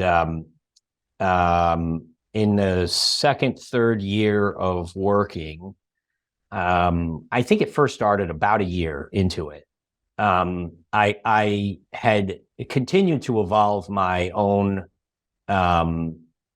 different forms of efficiency hacking. And I became, and this is before like podcasts and before, 4-hour work week was out and all these things. I was really obsessed with how do I improve my efficiencies? And it wasn't just for business. I was so curious and so interested in knowledge acquisition. And I had sort of delusions of my own grandeur at the time because I had been so, everything I put my mind to in college, I did. And I sort of thought, oh, sky's the limit. Let's keep going. And I taught myself how to speed read. I taught myself how to go on less sleep. And I started taking a very myopic approach to productivity and efficiency. And if it didn't fit into my rubric of, is this going to make me more productive or better? It didn't fit into my life. And over, in college, primarily because like I had an athletic schedule, I was working out, an hour and a half to 3 hours a day. And I didn't realize how beneficial that was for me, both mental health and physical health. And then I get into this kind of work hard, play hard environment, New York City, 1998, 1999. I'm 21, 22 years old, and everyone's like, caffeine in the morning, lunch, work till 9 o'clock at night, go out for cocktails, get 5 hours of sleep, back again. And I started doing that. And then I realized, well, wait, like a lot of this is not helping my productivity. So I'm going to teach myself how to sleep less. I'm going to basically stop hanging out with people because hanging out with people didn't have a tangible benefit for me. I'm going to teach myself how to speed read. And so I started reading. I got so fast at one point, I was reading a book a day. And that was outside of work. And I gave up exercise because I didn't see how that fit into my goals. And for a couple months, it was working. If your objective function was like get more productive. And I kind of felt like it was just around the time that Good Will Hunting had come out. And I was like obsessed with that movie. And I kind of felt like maybe I could be like him. And which obviously is a fictional character. And I always had these, you may or may not remember, I have a mathematician uncle who was a child prodigy and was kind of like Good Will Hunting, and graduated high school and college 3 or 4 years early and, just went on to do crazy things in the mathematics world. And I always kind of looked up to him and wondered like, was I anything like him? Could I be like him? And so I had that kind of fueling me. And then I noticed that I started getting sick. And it started with some weird symptoms. And I started developing these rashes on my body. I noticed my hair started falling out in like clumps. And then what was really acute was my vision started to go. And I remember one day walking out of my apartment. And at this point, by the way, I was sleeping 3-4 hours a night, tops. And not because I was having fun, because I was neurotically reading things and doing things. And I was teaching myself how to do these like 10-minute military style power naps and all for like acquisition of knowledge and productivity. And I noticed walking out in my hallway at like 6 a.m. that the lights had like kind of double. And I noticed I was having a hard time reading. And I ended up going to see a few doctors. And I was diagnosed with degenerative eye disease that has no cure and has just sort of like a rate of acceleration that you can maybe control, but they basically said I would be fully blind by the age of 30, and I was going blind, and I had to put my name on a corneal transplant list. And while this was happening, I had all my other health symptoms, the hair, the rashes. I had a few other things that are probably not worth going into, but I felt awful. And yet in what I thought mattered, I just kept bringing up more points at work. Okay, so William, I have to say this was one of the most impactful episodes you did, and I could play the entire episode now. That would probably be a bit too much, but I just coffee. Right, exactly. But that call it 5-6 minutes or whatever it was. I really resonate with that, and I think a lot of our listeners would resonate with that too. There are so many of our listeners that are top performers in their field, and it's very clear whenever you meet the audience that they're also very competitive. And if anyone is competitive, is Jason Karp, especially the period of his time that he's talking about here. And so, I can speak for myself here and say that even though I probably haven't had the same symptoms, I had some of them because I've been very competitive. I try not to be, but it's just wired into who I am. And so even my reading, so this is the reason why I wanted to bring this up is if anyone else is wired the same way that I am, and perhaps most people are somewhere in between where we are, see if you can perhaps strike a more healthy balance. I also could play another clip which I won't, where I talk about where I talk with Guy Spear about giving yourself permission to not become smarter about investing or whatever it is that you really want to be an expert in. And it might seem like a ridiculous conversation to have unless you are very competitive and understand what it takes to be very good at what you do. Well, Guy, a few years ago, I remember, went, I think, to Antarctica with his wife Laurie and their three kids, and he read War and Peace while he was there by Tolstoy, which is a big behemoth of a book. And on the one hand, as someone who's been invested in Guy's fund for something like 22 years, there's a part of me that's like, he's off in Antarctica, reading Tolstoy when he should be managing my money. And then on the other hand, I'm kind of like, well, that probably makes him more resilient because, he needs to invest time and energy in his family. He really needs a good marriage. He needs to have a good relationship with his kids. He really loves his family. And, he needs some time off. And maybe that's a really valuable thing for him to do in terms of having a sustainable life. And I'm not sure. I suspect there's a price to pay in terms of returns by not being really narrowly focused and really intensely driven just about money. And you think of someone like Peter Lynch, who I think, didn't take a holiday basically in like 13 or 14 years that he was at the top of his game as a fund manager at Fidelity. And I think the one time he went away, the market kind of fell apart, and it was like he couldn't stop work for a second. But he quit after 13 or 14 years, and his career as a money manager was done. And so on the one hand, he had this kind of lightning pace and this intensity. And on the other hand, it wasn't resilient. He couldn't keep doing it. And you think also of Jason Karp, right? Who I remember when I first interviewed Jason Karp for Richer, Wiser, Happier. I just liked him tremendously immediately. I mean, he's such a smart, honest, thoughtful human being, super articulate, super self-aware. But I said to him, it seems like you've set yourself up to be an extreme athlete. And he's like, yeah, that's exactly how we see ourselves. We see ourselves as extreme athletes. And so he was, he had a meditation room in his office. He had, with blackout curtains, he wouldn't allow certain food in the office. They had like healthy snacks. He was exercising like crazy. He had a gym there. They had, everyone had their own locker and stuff. And so he was approaching it in this really smart way as an extreme athlete, digesting all of this information faster and quicker and trading quickly. But it wasn't really sustainable.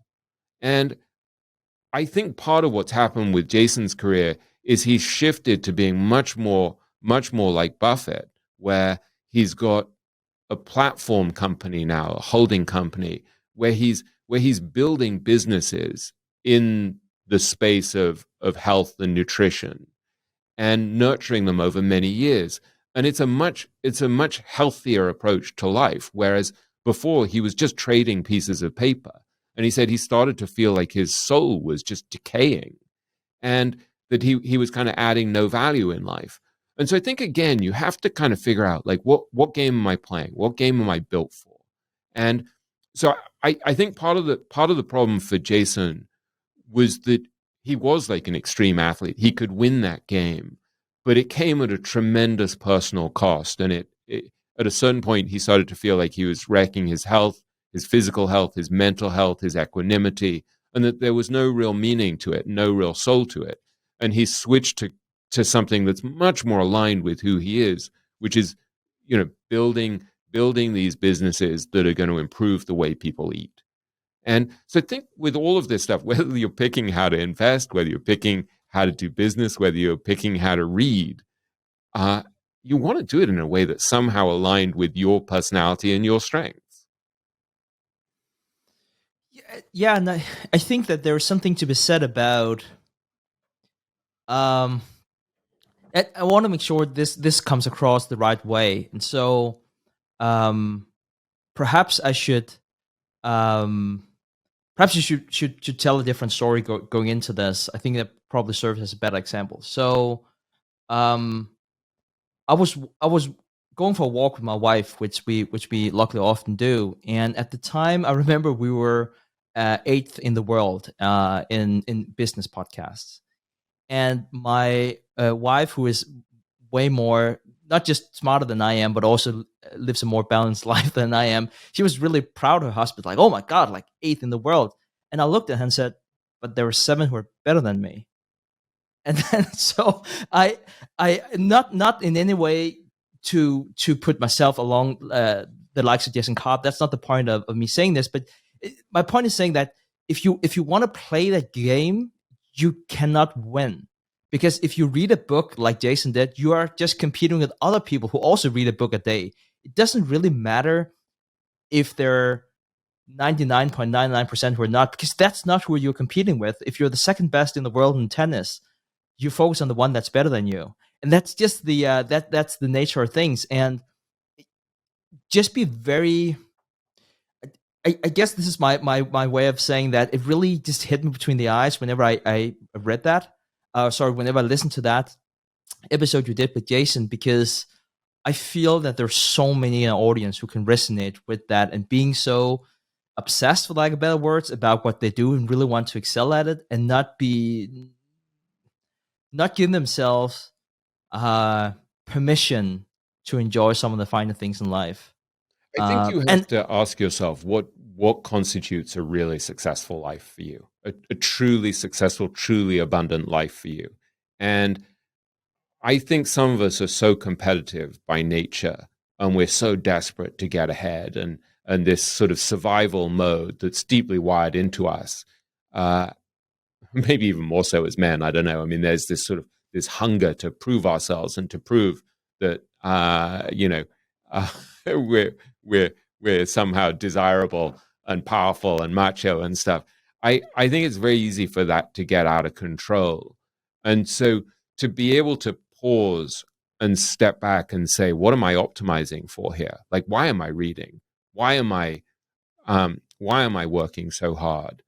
And I don't know. I think about this a lot, right? Because you can imagine how much time I've spent even just reading the novels with my book group. I mean, we read Life and Fate, which was one of Jason Zweig's favorite novels, right? Which is by this great Russian novelist, Vasily Grossman. I think it's like an 800-page book. We read Anna Karenina by Tolstoy, 800-page book. We read Crime and Punishment by Dostoevsky. That's a big time suck reading that stuff. And we're all busy, and, we all have like books being published and things like that. And, I sometimes think like, why am I doing this? Like, why? Isn't it just a distraction? And I'm terrible at organizing things. And I'm the person who kind of ends up organizing a lot of this stuff, which so doesn't play to my strengths. And so it's even more of a time suck for me. And then I prepare like crazy for some of the meetings, because I'm sort of moderating stuff sometimes. And so I actually, I spend the weekend partly studying this Japanese novel so that I could then kind of moderate a decent conversation about it. And then I'm thinking, well, no, part of what I'm optimizing for in terms of a successful, happy, and abundant life is to be chatting with people I like tremendously, who are really thoughtful about great books, and we're learning stuff. And that for me is part of an abundant life. And so that's not a digression. But there have been so many times where I feel that tension. I'm like, should we just pack this in? Is it just too much? And then every time we're like, like last night, we're like, so what's our next book? And we're like, why don't we just read the first 2 books of In Search of Lost Time by Proust, which I've come close to finishing the whole book and never quite managed to, because it's like 4,000 pages. And so maybe this will be the last attempt. But it's like, that is part of a rich life for me. And I think this is something that Jason Carper's done as well, is he's decided, no, part of a rich life for me is to be in Austin, Texas, not in the heart of Manhattan, in a skyscraper. So I have a little bit of a quieter life, and I spend a little bit more time with my kids. And I just think this is a hugely important question for our listeners to ask themselves, is what am I optimizing for here? William, on that note, let's go to the third segment here. I'm desperately trying to keep some sort of structure here on our conversation, and luckily it's not too easy, and that's the way that it should be. I'm Oh. testing your ability to keep things on track. Stig.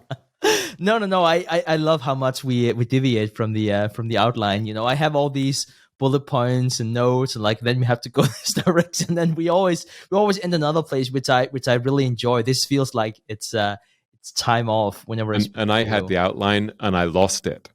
Yeah. So between home and my office, I was like, oh no, it's on the other computer. So this is a pretty good reflection of our different personalities. Yeah. So the third segment here for today is how to encourage reading. It didn't come across that way because William and I are so intense about reading. We absolutely love reading, and we would like to give that back one way or the other. And it's something I thought a lot about. And then I listened to one of the podcasts you did. It was not here in our feed; it was in another podcast, and you talked about how you had given your children unlimited book budgets whenever they grew up. And inspired by you, I give the same privilege to my nieces. So they're 8 and 10. So we haven't really gotten around to security analysis, second volume, whatnot. We are doing Harry Potter now. Right? Yeah. We'll just wait a day or two, but we are reading Harry Potter now, and everything is good in the kingdom of whatever it's called in the Harry. Yeah, I haven't paid too much attention Hogwarts, to that, as you can tell. Hogwarts? Yeah. Sounds about right. But I wanted to turn the tables here and ask you, William, how have you encouraged your children to read whenever they were kids? Well, my son Henry is now 25, and he got a creative writing and English literature degree from Columbia, and now is teaching English. And is a very good writer.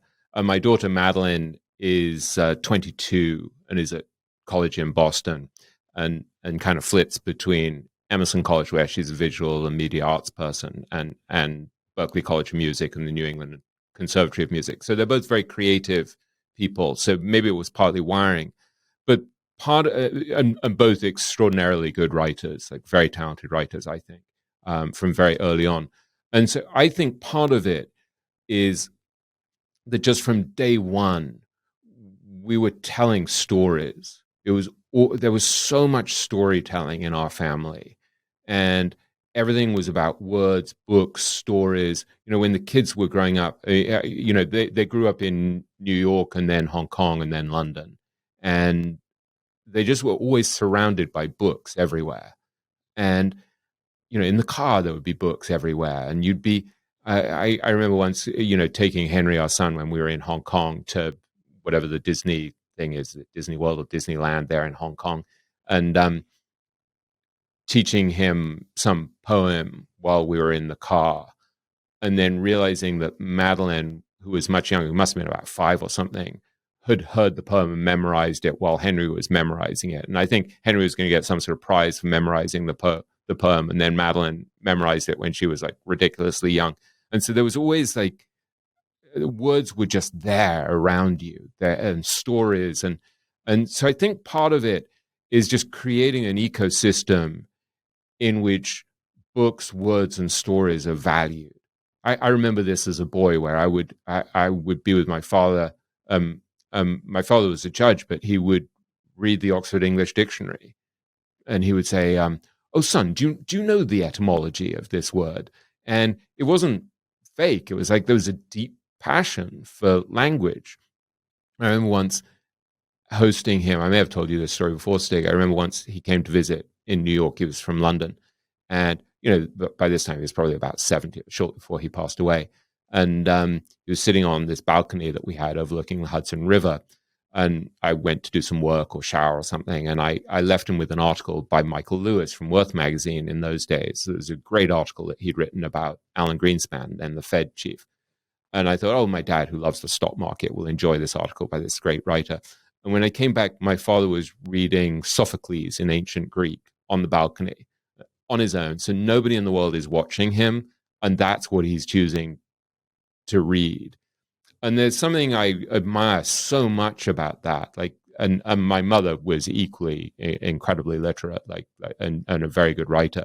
And so that creation of an ecosystem where something is valued is hugely powerful. And so if you think about the kind of ecosystem that you create for your kids, if it's full of an emphasis on flash and money and possessions and showing people how rich you are, and that's what they're going to pick up on. And so they're going to pick up on our behavior. And I'm not saying this to be critical. It's like of anyone.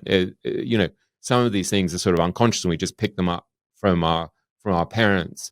But I think there's nothing more powerful than how you structure your ecosystem, like to fill it with books. There are books just sort of spilling off every counter. I mean, my bookshelves can't take the books anymore, so they're stacked up on the floor, they're stacked up everywhere, and I just, it's like a compulsion. And so on one level, it's kind of irksome for my wife, no doubt, although she's, she has like a cum laude literature degree from Barnard as well. I mean, she's highly literate and was a writer. But it's still irksome to have books everywhere. But it's a great ecosystem. So A, that's really important. And B, just the behavior that you're modeling. And so, as with any aspect of parenting, they see what you do, not listen to what you say. And so if they see you reading, I mean, my daughter Madeline, who's back home from college at the moment, saw me come home from the city on Saturday from New York City, and I'm just sitting there in my study reading this Japanese novel. And my wife's like, can we go listen to this music? Because there's a concert around the corner. And my daughter sees how painful it is for me to drag myself away from reading the book in my study to go to this concert. And as soon as, and I love music, but as soon as I could duck out, I went back home and read the book. And, that's the modeling of behavior is just huge, because your kids can hear when you're being hypocritical and when you're not. When you say to them, oh, you should read, but then you're just watching TV, they see that. Thank you, William, for sharing that story. I guess I want to go through this thing about encouraging reading two different ways. And I don't have kids, so I probably for that reason also go about it differently. One of the ways that I encourage reading, and I don't even know if I should be encouraging reading, but I love giving away books. There's just nothing better than just giving away books. I used to give away my own books, but I kind of felt ultimately it was quite self-serving. I was just, I just so proud whenever you have your first book. You're like, oh my God, the whole world should know about it. Then you realize whenever you're written an accounting book, no one really wants to read it. But now I started to give away Richer, Wiser, Happier. Not just because it's better, but I also find that it breaks the ice.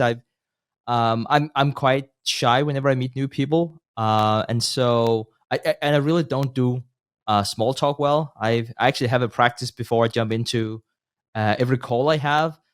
What should I talk about whenever we small talk, because it just doesn't come natural to me. And so one trick I would like to hand off is that if you're quite familiar with a book, could be Richer, Wiser, Happier or whatnot, it's just great to have that as a security blanket for you if you're not too comfortable about too many people around you.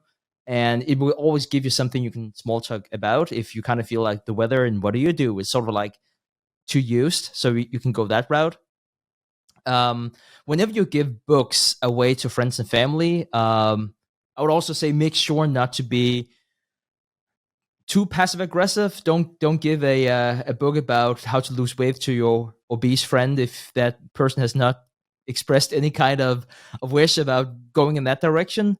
But I always want to pick up on, if I have a friend who talks about Buffett, not just like, I know you're interested in Buffett, so let's talk about it. But if you really sense a genuine interest, give that person the Snowball or the Essence of Warren Buffett.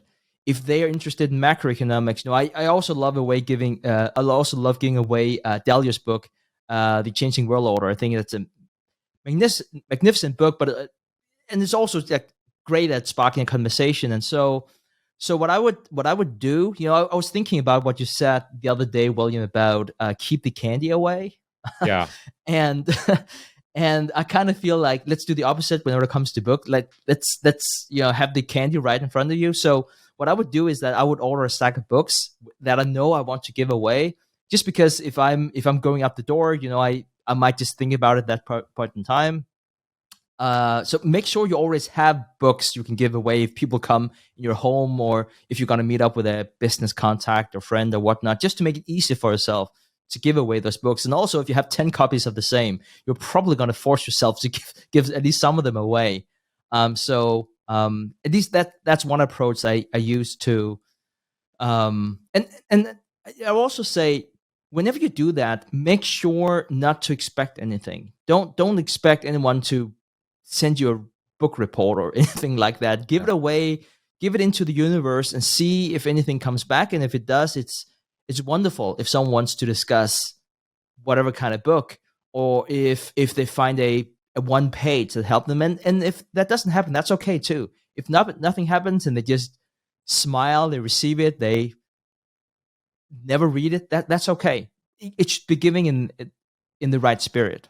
I think that's huge. The giving and sharing of books is a really, really beautiful thing when done in the right spirit. And I had a lovely example of it the other day, where a friend of mine, Samuel Goldberg, who's someone I met through the book, who wrote to me at some point. We started talking. And he's a really high quality individual. We got on a Zoom call a couple of weeks ago, and we were talking about something. And I think he was asking me something about meditation, and he was sort of saying how he'd never really managed to kind of bed down a meditation practice. And so I was, not that I'm any great meditation master by any means, but I was giving him some advice on some things that had helped me. And I was mentioning the 10% Happier app, which I think is a very good app, and that there are some very good teachers on there. I haven't used it in a while because I do other stuff, but one of the really good teachers is this guy, George Mumford, who's a former heroin addict who ended up totally turning his life around and coaching people like Kobe Bryant and Michael Jordan with meditation. And I said to this guy, Samuel, in his first book, the Mindful Athlete, I think it's called. It's an interesting book, and there are a couple of really great interviews that he's done on the 10% Happier podcast. And I said he's got a new book, but I haven't got it yet. I haven't read it yet, but I'm sure that'll be interesting too. And about 24 hours later, I get a copy of that book from Samuel with a really lovely note thanking me for spending the time chatting with him. And it was just really thoughtful. It was a really nice thing that he'd heard that this was a guy I'm interested in, that a guy who's impressed me, and I hadn't got around to buying his new book yet, which I would surely have done at some point, but I obviously got distracted and forgotten to buy it, and it only came out a few weeks ago, I think. And he bought it, and there was nothing cynical about it. There was nothing kind of manipulative. It was just a really kind gesture. And I had done something to help him by just talking to him for, there's nothing I'm trying to get out of giving him advice. He's just a very talented young person, and I'm happy to help him. And he did something kind of really selfless and gracious. And I've seen that with him a couple of times before, where he's given me a couple of books. And he's much younger. I mean, I think he's 24, and here he is giving books as a gift to a 54-year-old who, is trying to help him and share some insight about things that I've learned over the years. And so I think that spirit of giving people books without an agenda, just because you think they'll like them and it'll help them in some way, that's a very beautiful thing. And it's something I remember Arnold Vandenberg saying to me at one point, that his hobby is giving people books. And I'm pretty sure that over the last few years, I've got well over 20 books from Arnold. And I've definitely sent him a lot of books over the years. And there's something kind of really beautiful about that you're not counting. You're not trying to think of Cialdini and the reciprocation bias and how is this person going to help me. You're like, let me send a book to this person that I think might spark something in them. And sometimes you never hear back from that person. Often you never hear back from that person. I remember, I mean, I've had this multiple times where I sent someone a 23 volume book and I never heard back. And I have no idea if he got it. And maybe not. I don't know, but that's okay. And that's so important that you say that should be the spirit. You know, I wanted to bring up another thing that we do here at TIP about encouraging reading, but it's very important to say that it should not come from a place of give business books and then you can model something in Excel that shows you have a positive ROI because now your team are more aligned. That's not the spirit you should do. I just wanted to provide a few examples of something that I found working for our organizations, perhaps others out there, whether regardless of which organization they're a part of, might find useful.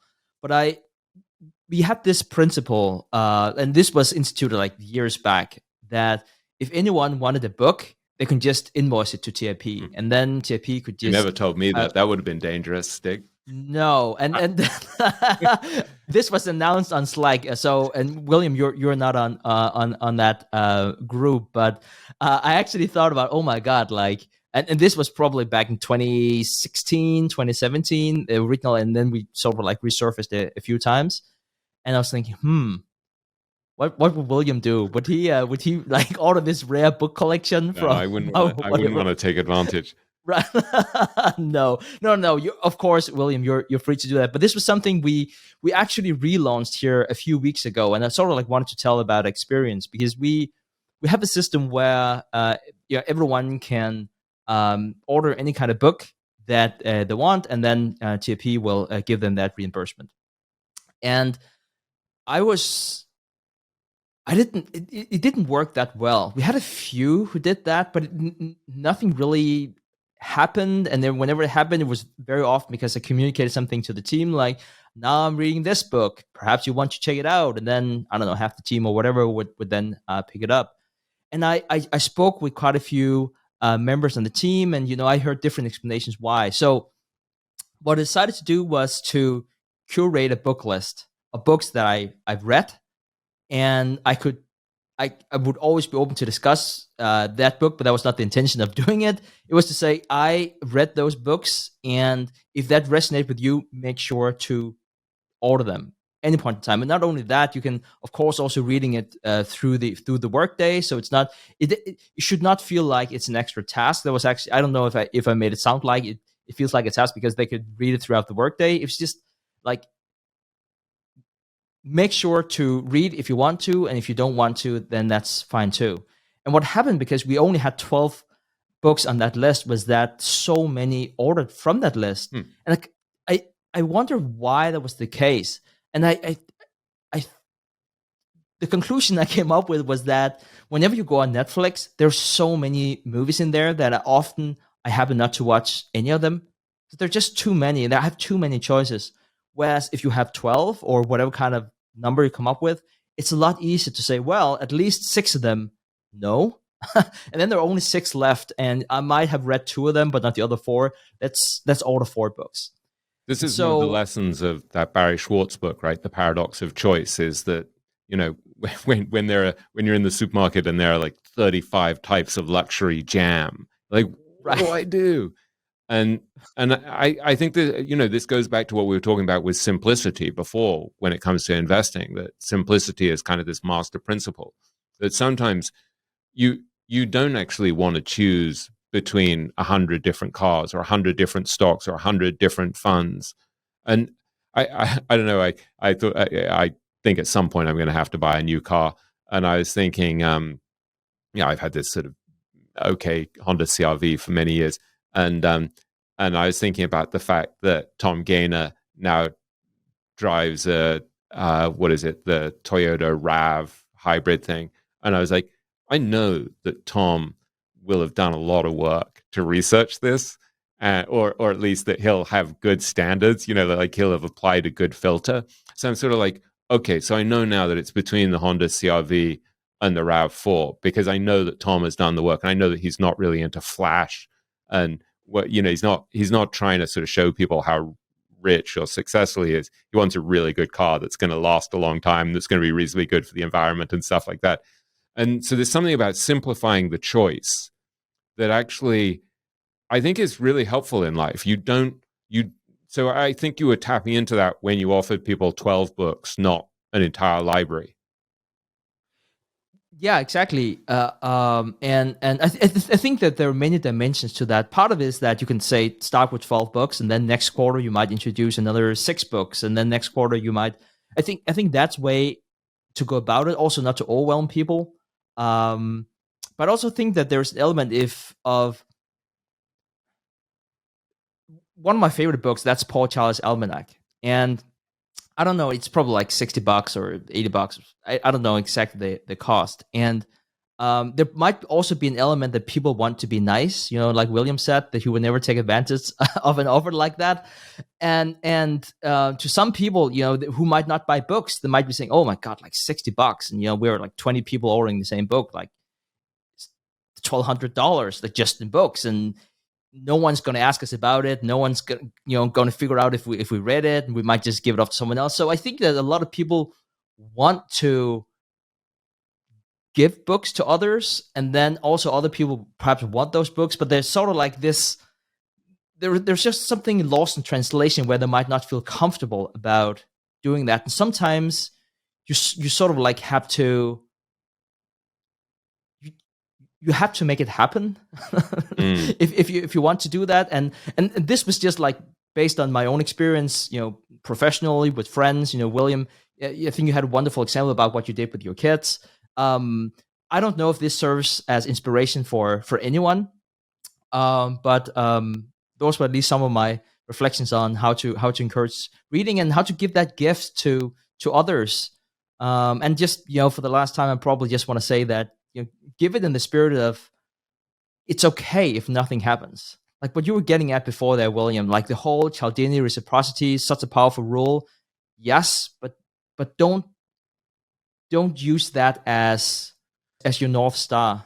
I think people smell if they're being manipulated. I think, yes. And so the more you can avoid doing that and kind of trust that in some way there are rewards of trying to behave decently and honorably and kindly and generously, but they may not be direct rewards. It's not like I'm going to give this to this person and they're going to love me or they're going to hire me. It's like, no. You put out stuff in the world, and then you trust the fact that if you're a decent, generous soul, at least for the most part,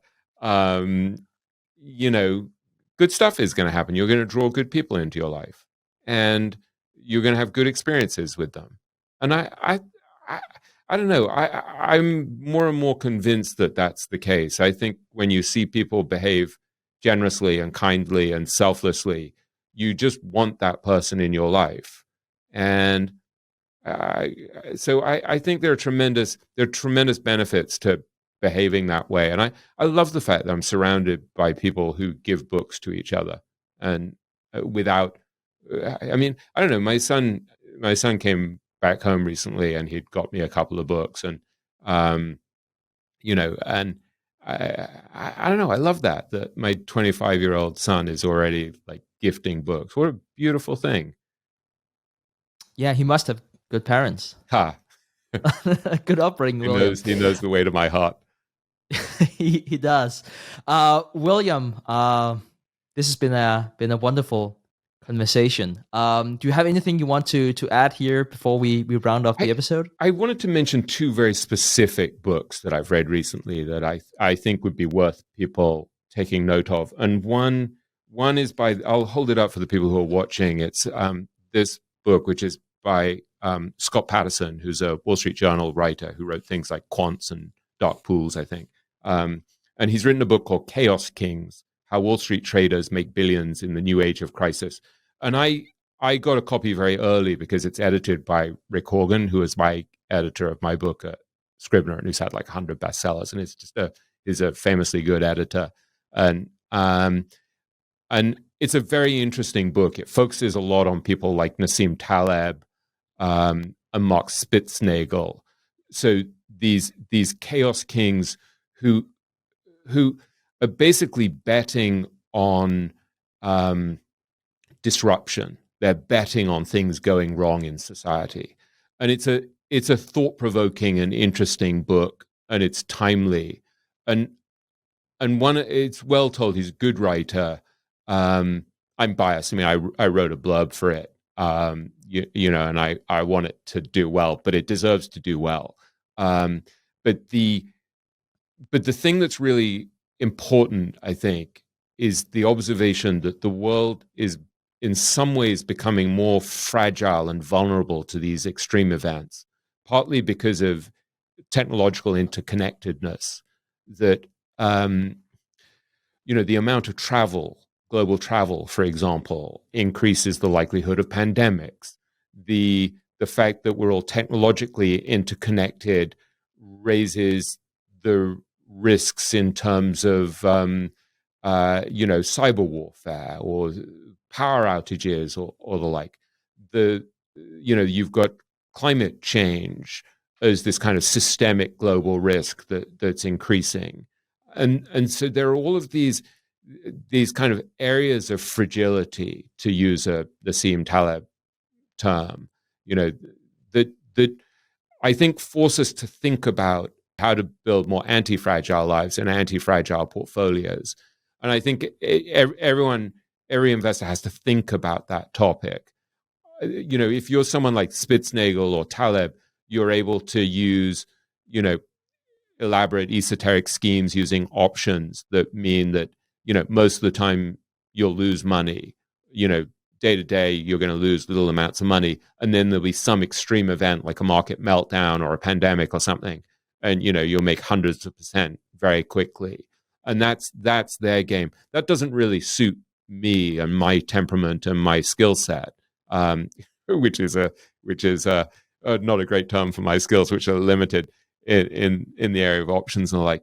But value investing, in a way, because of the emphasis on margin of safety, is a very good response to an increasingly fragile world that's vulnerable to these extreme events. And so, keeping money on the side so that you can take advantage of these moments of dislocation, living within your means so that you're not over leveraged and not suddenly going to have to sell stuff in a vulnerable moment. These are really important. So think of when COVID took flight. I think around sort of January, February, March 2020. So early on, I was able to buy Berkshire a couple of times, 2 or 3 times, because I hadn't overreached. And in retrospect, I wish I bought more. But the fact that I'd been indoctrinated with all of these value principles, and that I knew that in a time of dislocation, to buy something like Berkshire that was hated at the time, that was very helpful to me. And so I think this is an interesting and timely book, and I would recommend that. And the other book that I would recommend is the one. Sorry, just really quick, Yeah. William. I just want to say that Clay, our co-host, he's going to interview Scott about. The episode is 558 and will be released June 8th, so it would already be in our feed whenever you're listening. Yeah, to this. I think I introduced them. Maybe. I mean, I Scott is a very good writer and a very interesting guy, and I think this theme is one to take seriously. This idea that in a fragile world that's vulnerable to extreme events, how are you going to operate in a way that makes you more resilient? That's something we should all think about. The other book that is the one I recommended to Nick Sleep, and that I listened to it on Audible, and then I immediately bought the paperback because I needed to write notes in it, and then I also got it for a well-known fund manager because I was like, you need to read this as well, just because it's so beautiful. Is this book, The Snow Leopard by Peter Matheson, and it's an old book that's just one of the best books I've read in recent years, and it's about this. It's nonfiction, and it's this journey that this guy goes on to, I guess it's sort of the Himalayas to, 16,000 feet in Nepal. And he's with a great biologist, field biologist. And in some way, they're searching for a snow leopard and also for these blue sheep. But it's also kind of a spiritual voyage, a spiritual journey. And it's just really beautiful. And I don't know, I think I have a copy of it here. Yeah, I'll hold it up. The snow leopard. And I mean, this will give you a sense of why it's worth reading anything like this. Like, I'll give you one paragraph here. So he says, in this very breath that we take now lies the secret that all great teachers try to tell us, what one Lama refers to as the precision and openness and intelligence of the present. The purpose of meditation practice is not enlightenment. It is to pay attention, even at unextraordinary times, to be of the present, nothing but the present, to bear this mindfulness of now into each event of ordinary life. And so it's in some ways this journey where he's trying to find something. He's trying to find this incredibly elusive, enigmatic animal, and he's trying to find great spiritual wisdom. And then he's like, no, I just need to be here now, in this moment. And in a way, this goes back to what we were talking about with Jason Kopp, where, you can be so desperate to get ahead because, you fall under the spell of thinking, my performance has got to be better and better, and I've got to accumulate more accolades and better returns and more reputation. And again, when you read these great thinkers, you come back to the realization that I've got to be present now. And so, yeah, we want to be becoming something more and improving ourselves and growing and be continuous learning machines. But we also, there's this paradox that we have to constantly be bringing ourselves back to this present moment and be fully awake in this moment and appreciating where we are right now. And it's such a simple lesson, but such a beautiful and profound lesson that we have to be here right now in this moment, fully awake, aware of what's going on around us, and sort of appreciating where we are and what we have right now, while also trying to become better. I cannot think of a better way to end this conversation, William. Thank you for joining and talking about books. I mean, how lucky we are, William, that we can sit here on a regular weekday and talk about books and the love of books. I mean, it's an amazing gift. Wonderful. And this is actually part of what I'm working on in my own life, is to appreciate the gift that I have now. And so, yes, I want to be trying to improve and become better and get more. But why? Like, I want to actually appreciate what I have now. And the fact that I get to be here with you, my friend and colleague, and chat about books and stuff that's had an influence on us and try to share some ideas, that's a really beautiful gift. And I don't want to be so busy chasing after stuff that I fail to appreciate the gift that we have right now that we get to do this, it's pretty splendid. So thank you. It is splendid. It's been a privilege, William, and thank you for everyone who made it this far into the episode. Thank you for everyone. All three of you. All three of you, our tens and tens of listeners. Yeah. All right. Thank you so much for your time, and let's end it there. If we say that the destination is to be happy, what kind of role does money play in that? I don't need to drive a Ferrari. I don't need to have the fanciest house. And in a way, you think about Buffett and Munger, and they've done the same thing, right?